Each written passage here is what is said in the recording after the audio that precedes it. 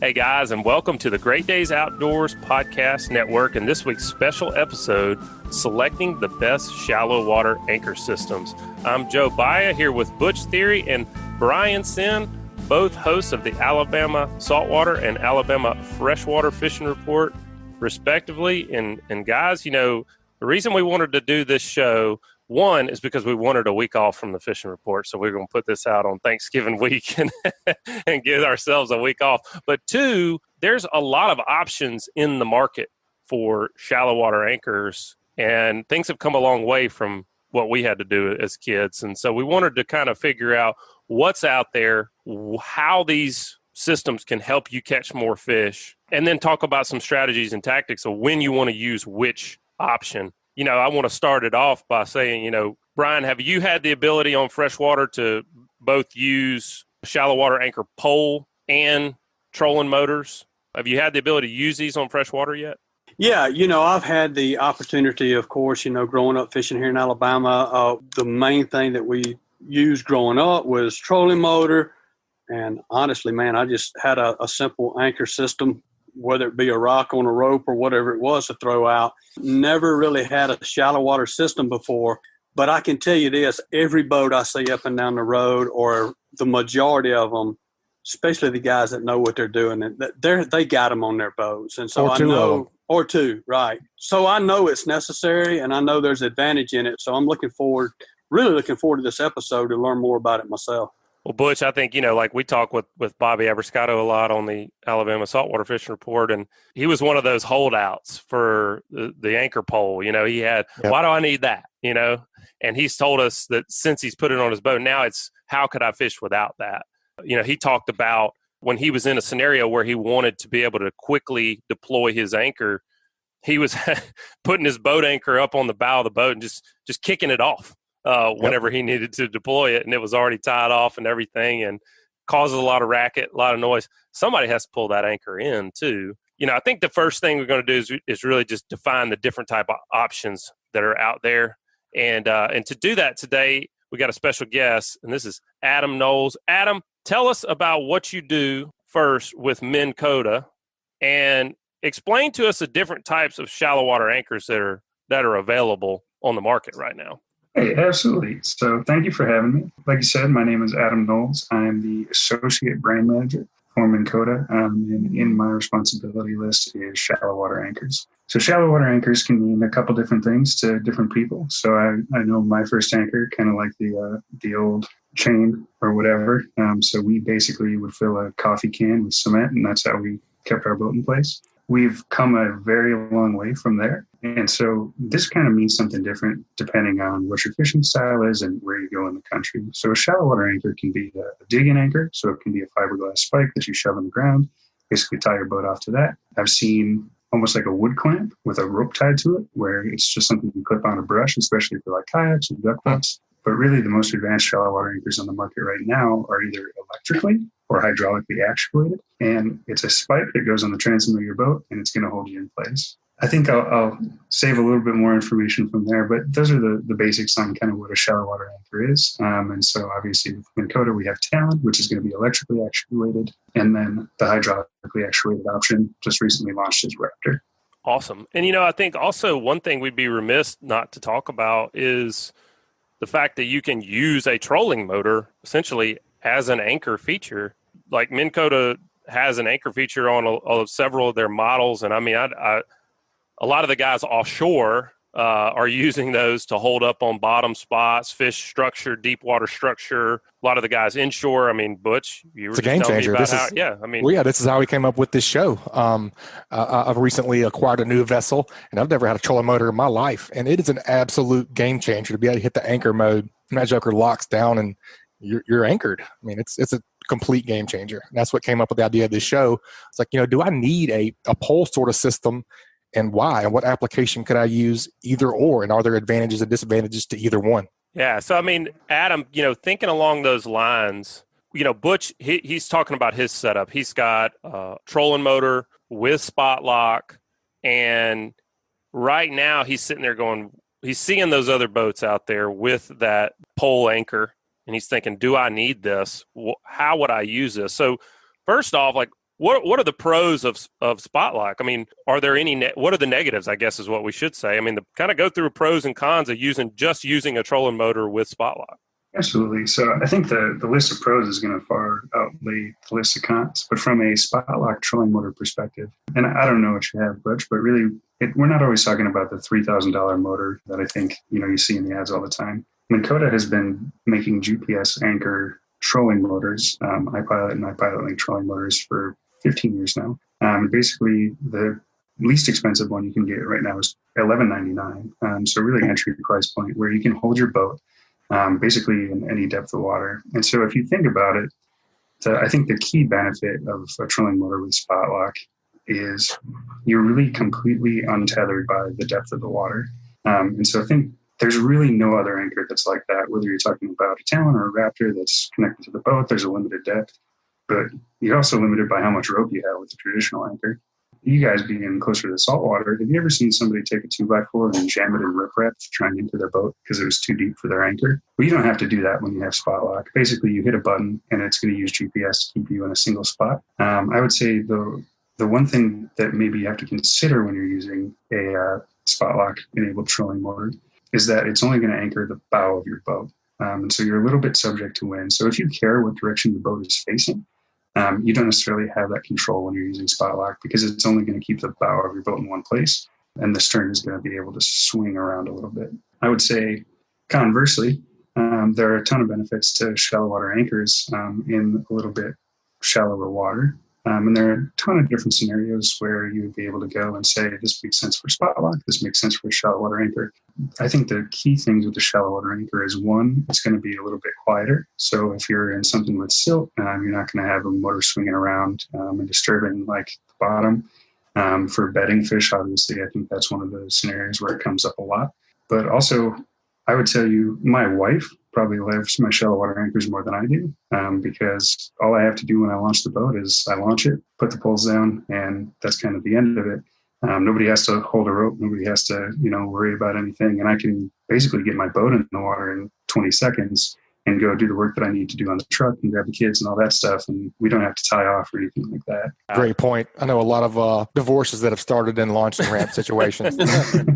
Man, I mean, you're right, though. I didn't think about it. It's funny how you don't think about the different uses for one. But we've seen that, Butch, fishing with the inshore guys is they pull up to the dock and they just drop their pole anchor and they're not even tying up to the dock. If you're just going to unload some fish, unload some coolers and do that kind of thing. I mean, theoretically, I guess, Adam, if you had both, you could have your boat held off of the dock, put your poles down, and then bring your boat back to the dock whenever you needed it via the trolling motor as well. And I would say I use both every time that I'm on the water. And that's not a sales pitch. It truly is something that I use all the time. And it's kind of dependent on where you are in your fishing journey.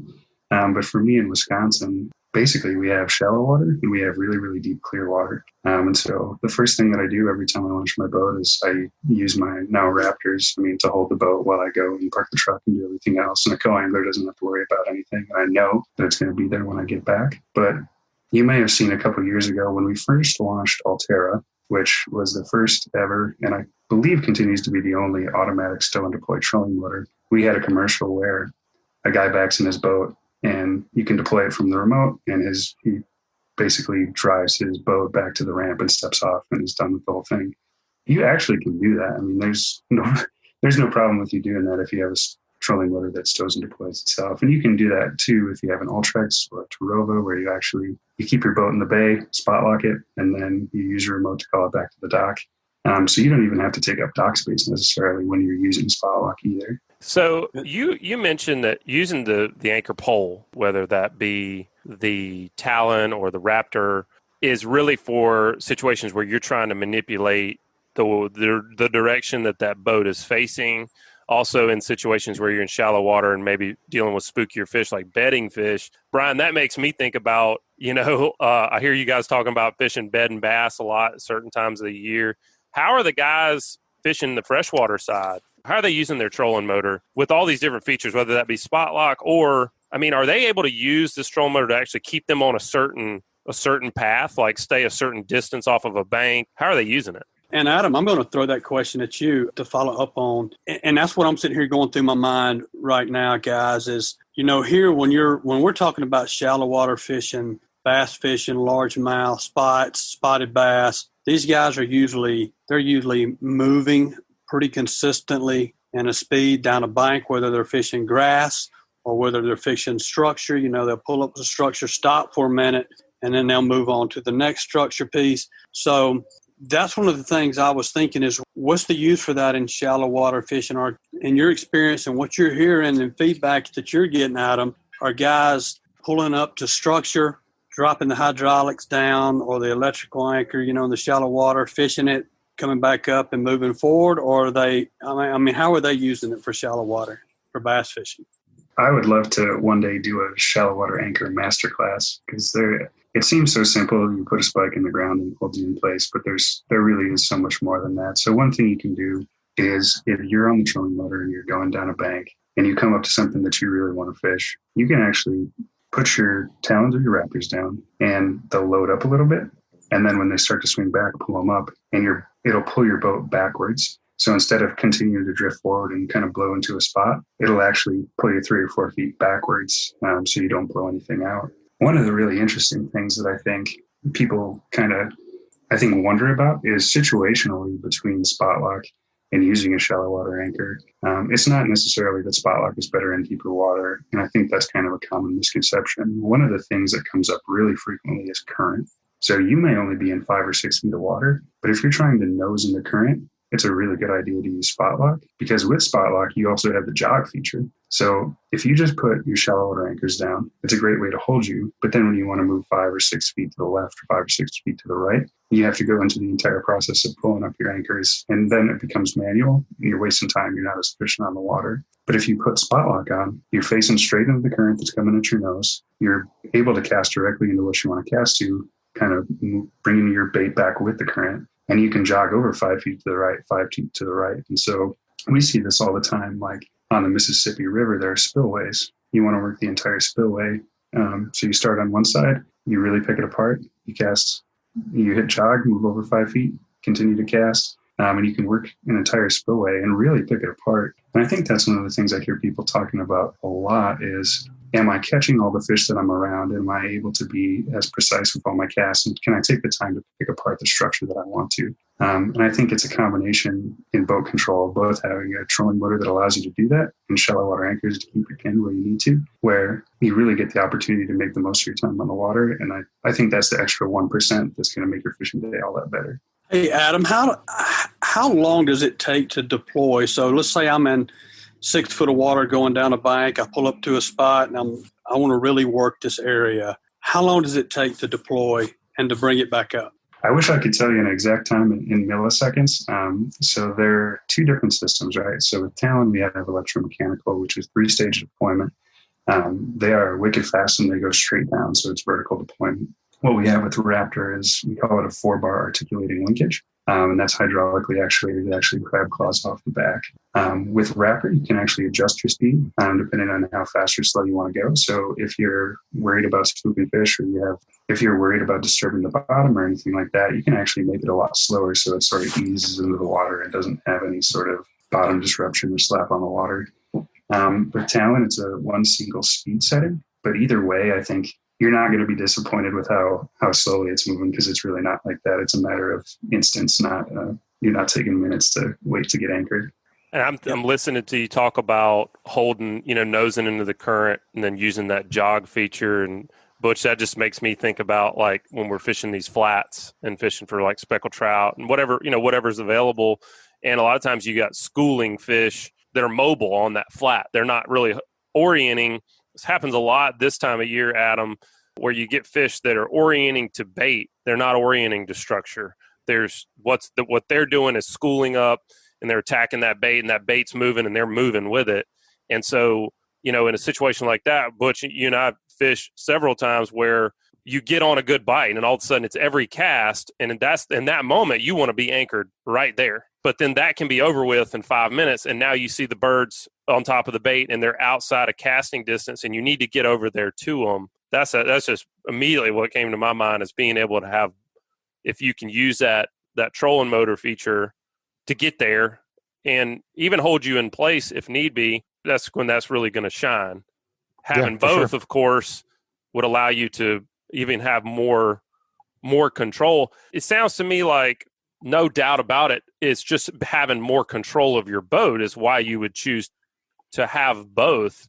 What if you only are going to choose one? What do you think, is there a reason, and where if a guy said, all right, I'm setting my boat up and in the budget this year, I can do a shallow water anchor in the form of, an anchor pole, something like the Talon, something like the Raptor, or I can do a trolling motor. Where would you start? That's a really tough question. And we get this a ton because obviously people have a certain amount of disposable income. They want the best for their boat and they want to set it up properly. The tough thing is everybody has a unique fishing scenario that they're in. And so you'll run into people. So I would say if you fish mainly very deep reservoirs, it probably makes more sense to upgrade to a spot lock trolling motor and try and get 36 volts if you can, get as much power as you possibly can. And if you're going to be fishing, shallow weed flats, or if you're trying to mostly stay in shallow water, then I would say probably you're going to lean towards a shallow water anchor like a Talon or a Raptor. In general, I would say I genuinely do believe this isn't a sales pitch. Having both of them on your boat will change the way that you fish no matter where you are. And I would say the tough part about deciding between these is that they both make such a significant difference in individual scenarios and the arenas that they help in. And so you get, I think with a shallow water anchor, it's made to do one thing really well. It locks down your boat. And with the trolling motor with spot lock, you also get a lot of advanced navigation features when you get iPilot or iPilot link through Kota. So you can also do things like if you get a Lake Master card, you can do follow the contour. You can also, that's provided you have a Humminbird fish finder. But if you have iPilot link and you're hooked up to a Humminbird fish finder, you can follow a contour. You can say, hey man, fishing a weed line, it's in 7 feet. I'm going to follow the 7-foot contour. My trolling motor is going to drive me around and all I'm going to do is cast. And that's all I'm going to think about is landing fish and not piloting the boat. So I think that's one of the few things. There's also circle mode where you can set a set distance from, it might be a hump that you want to fish and the boat will actually circle around that hump. So you can give the fish a continually different That's crazy. So let me tell you my absolute favorite. Do they have a beer mode? I want a beer mode. Designated driver mode. Right? Yeah. Hit that button. It takes you to the dockside bar. Get me home. Right. I didn't realize you were reading our new product development list. Right. Yeah, I actually do have a Humminbird, so that's exciting. Yeah, absolutely. What kind of trolling motor do you have, Butch? I have the Riptide Terrova, the 24. Nice. Awesome motor. It's been awesome. Whenever Joe was just talking about that scenario, that's exactly what I did the first time I ever took it out. I've only had the boat for a couple of weeks. Me and Killer Doc Jay that day, we slayed them. I was following a bird school, and literally as soon as we got there, hammered down. So I hit the spot lock. Like Joe was saying, we caught 15 back to back to back to back, and the birds kind of get going. And it was blowing about 15 knots right at our bow, so it was perfect for the spot lock. And I just would turn that spot lock off, and it would blow us back, 25 yards. Catch another one, I hit spot lock again, whack them again, do the same thing, and I did that the whole way. It was perfect. Like I said, complete game changer. And I wish I would have had this conversation yesterday on the podcast, on the Alabama Freshwater Report that I did yesterday. We had a guy that I was interviewing, a strike fisherman in Lake Martin. Windy day yesterday, fish are schooling up in 40, 50 foot of water. And that's what he was explaining. He was like, I'm finding these fish schooling. We're getting over the top of them, trying to stay on them, working to stay on them in that wind, difficult. And then the fish are moving. We'll go find them. We'll get on. They caught 41 yesterday stripes between anywhere from, 6 to 25 pounds. Wore them out. But if they would have, that would have been a very good thing to talk to him about, was in that windy conditions, having to stay over those fish because they're fishing vertical. It's an ideal situation for the spot lock to help them. Well, not only that, too, you think about what the alternative was. They would have had to put out an anchor. And how much time do you spend deploying and retrieving that anchor? But additionally, you ever tried to put out an anchor and get anchored up right over top of a piece of structure? It's tough because you got to go up and say, all right, how much anchor, how much road do I have? How much do I want to deploy to get the boat positioned just right over scope? That'd be scope, Captain Joe. Sorry. I forgot my captain school lessons. How much do I want to put out? Where do I need to put the boat to get my boat right over that spot? You see guys back in the day be using buoys and Yep. I mean, it's a pain in the butt, and it's really a pain in the butt for the guy who's got to go out there and pull up that anchor, which was usually me. Yeah, and me. So, Adam, why the two designs? Why would you want to have, say, the Talon versus the Raptor, vice versa? Yep. So that's a really good question, and one we get all the time. And nothing is going off the market. So Talon is going to continue to be sold for a long, long time. We actually first launched Talon in 2011, and that was the initial 2-stage design. In 2014, we upgraded it to a 3-stage deployment. And then in 2018, we actually added Bluetooth as a network connectivity. We also added an integrated work light, and we added the first 15-foot shallow water anchor. And I believe to this day, we continue to have the only 15-foot shallow water anchor. Just this last year, in 2020, we added Raptor in 8 and 10-foot models. So Talon is going to be available in 8, 10, 12, and 15 feet, and Raptor is going to be 8 and 10. And from there, it's really all about choice.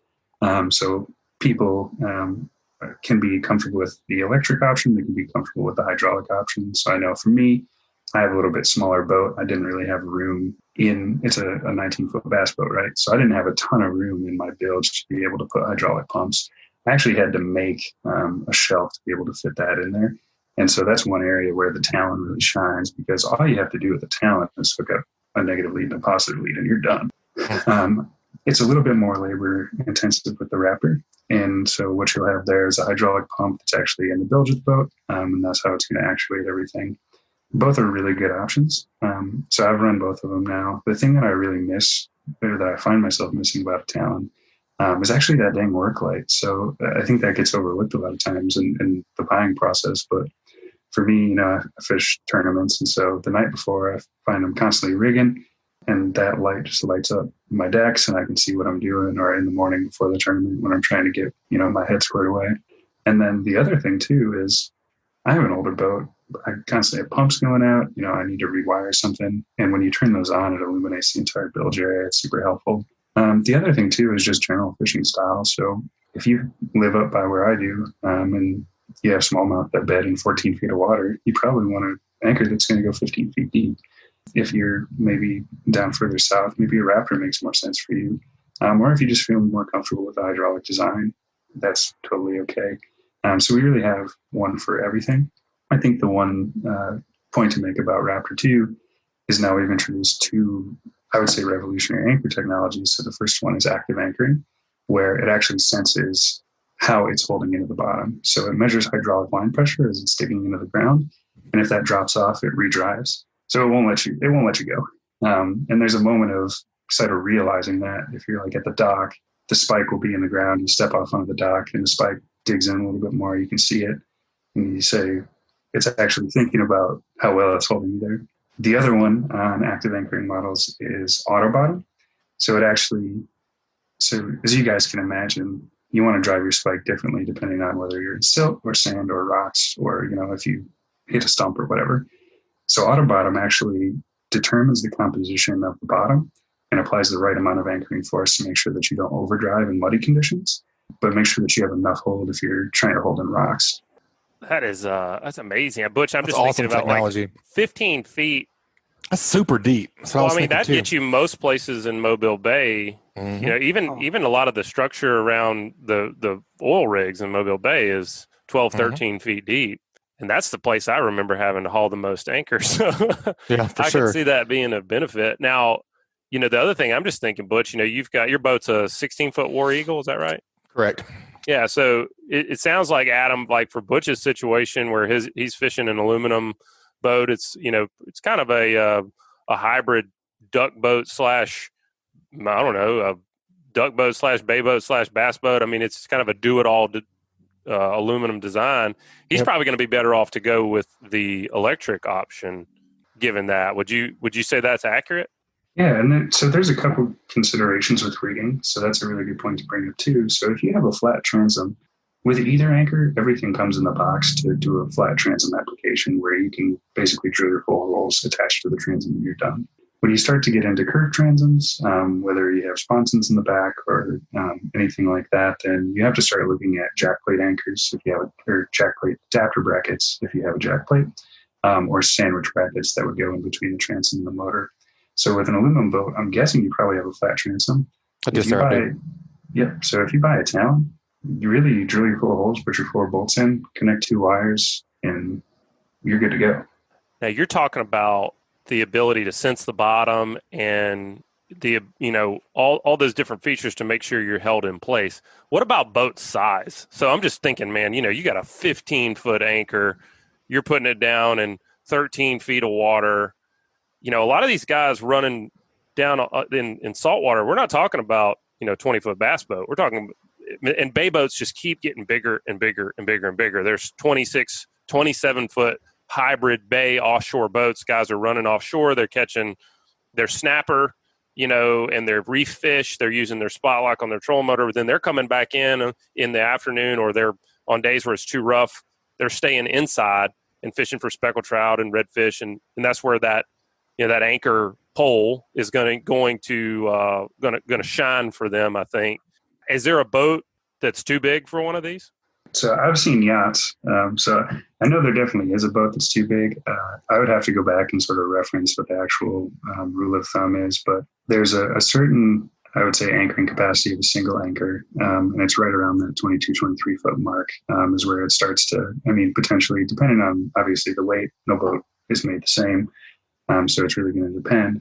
But you add another anchor, you get 2 of them. You start to be, pretty comfortable into that 20, 29 foot range, I would say.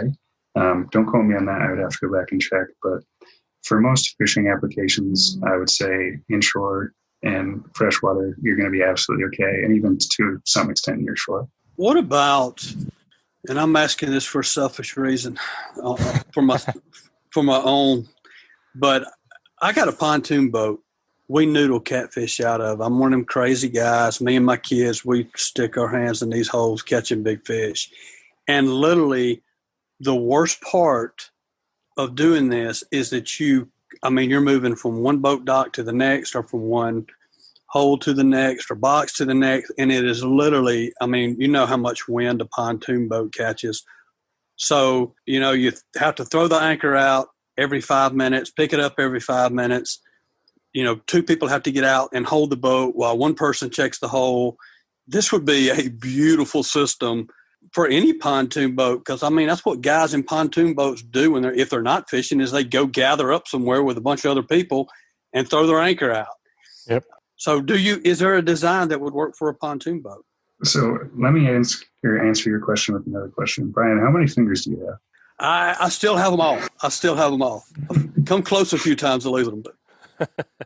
So you're crazy for noodling, but if you want to go that route and you want to use your pontoon, we actually have pontoon adapter brackets that'll work with Talon, and Raptor fit on there too. So you can absolutely do it. And really, I think it's a good option, whether you're doing it as you are. And I see a lot of people at the sandbar having a few beverages, and a lot of times I wonder to myself, how much would those guys benefit from a shallow water anchor to, hold their boat in place as they're enjoying the afternoon. Putting the anchor out is not as much of a problem as getting it in after you've been on the sandbar all day long. Yep. Hey, you can ask my wife. She would love for me to have this, just because for safety reasons.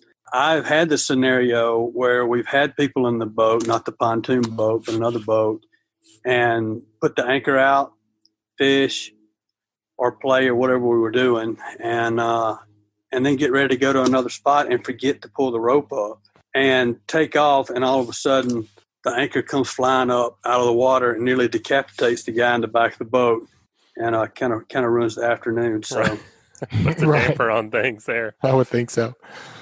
There are 2, I guess, ways that you would tell with a shallow water anchor too if it was deployed. So I lied a little bit earlier when I said that Talon was just 2 wires. There's actually 3. So one goes to the negative terminal, one goes to the positive terminal, and then one actually splices into your ignition. So if you turn your key of your outboard, then it'll beep at you and tell you, hey, you left your anchor down, dummy. And the other one would be with Raptor, you'll be able to visually see because it'll be deployed, and you won't have a Raptor sticking off the back of your transom anymore. That's great. Yeah, that's a great design, because I could easily, like you say, if with the Talon not being able to visually see that it was down, it would be pretty easy to just take off and go. The other thing I'm thinking about too, Brian, you're talking about noodling and deploying, but I'm also thinking about current. So in situations, we're kind of talking about how, what's right for Butch in Fowl River, Alabama, may not be right for Brian on the river doing some noodling. The setup might not be the same for the two of them. What about guys that are dealing with a lot of current? We get a lot of guys on the freshwater side that are fishing tail races around dams and things like that. On the saltwater side, it just kind of comes and goes with regards to current. Is there either or option that you need to think about if current is a factor, if you deal with a lot of current? Yeah, so great question. And I think, so from a shallow water anchor perspective, they'll absolutely hold you in current, no question about it. The one thing to maybe think about is if you're trying to choose between spot lock and a shallow water anchor, again, recommend having both of them on your boat. But as you're going to fish current, so I think there's a couple ways to think of it. If you want to, like I was talking about before, nose up towards where the current's coming at your face, that's a great spot lock scenario. The one thing that spot lock isn't going to do for you is if you're trying to fish perpendicular to the current, say over a wing dam or a closing dam or something like that. And so you can be on, I would say, a river system, and in the same day you may say spot lock is the perfect tool to be able to pick apart an entire length of something where you're going with current at your face. But if you want to go run wing dams and fish 20 of them in a day, then shallow water anchors are probably going to outperform for you there. And Butch, man, I can see that being perfect, especially Mobile Bay. I mean, those bass guys down there, it is all about the tidal flow, and that's current. And that's what they key on, and they're fishing current when they're catching fish. They're in the current. For sure. It's all about the movement. And the other thing that I would add, just from a current perspective with Raptor, is, again, active anchoring. So I would say a lot of traditional anchoring methods, if the current picks up a little bit or, with your tide, if it raises up, then it might potentially wash you down a little bit. With a Raptor with active anchoring, it's going to continue to redrive. It's not really going to let you get pulling off your spot. We've talked about the bigger boats and the pontoon boats and those scenarios, but let's go completely the opposite direction. Kayak fishing is become a major new way to fish. I mean, we've got kayak tournaments all over the state of Alabama and all over the Southeast, probably all over the country.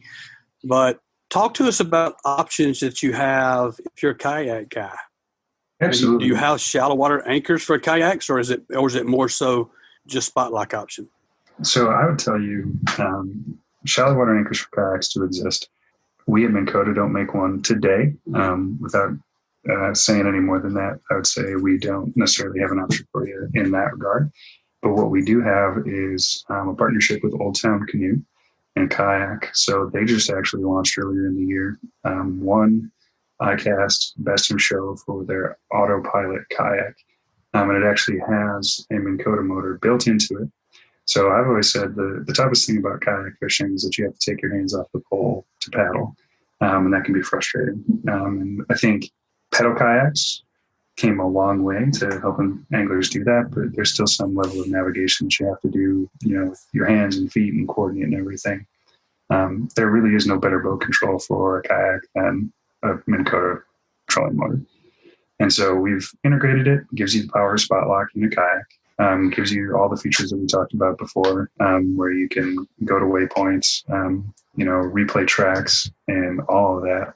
And you don't really have to worry about it. So again, we put the focus back on fishing. And I would say we really have noticed a huge insurgence of outdoor recreation, particularly, the small boat, canoe, kayak folks. Just look at, the bass tournaments with kayaks, even, Bassmaster has a tournament trail this year. I don't think, that's just a flash in the pan. I think this is indicative of a pretty large movement of people wanting to get outside and kind of experience the outdoors in that way for themselves. Oh, I completely agree. Adam, this is probably a dumb question, but why always on the stern? I mean, your trolling motor's on the bow. Why do we want to have that pole anchor on the stern? I mean, you hardly ever want to anchor a boat from the stern. There's very limited applications for doing that with a traditional anchor. So why are they always on the stern with the pole anchor? So great, not a stupid question at all. The biggest thing is there's two of them, right? So one of them is engineering design, and the other one is just making sure that it's fishable. So the first one is, if you think about a shallow water anchor and how it's designed, so it's going to stick up some portion of the time, whether it's deployed or not. And so if you put it on the bow of the boat, you'll have an obstruction when you're casting. Obviously, you don't want that. But the other thing, too, is when you think about whether you are using spot lock in your trolling motor or anchoring from a shallow water anchor in the back, you basically get the option of if you want to face into the wind or if you want to face, with the wind. You get to choose whether you're anchoring from the stern or from the bow. And that'll basically allow you to decide which way you want to orient yourself with the wind.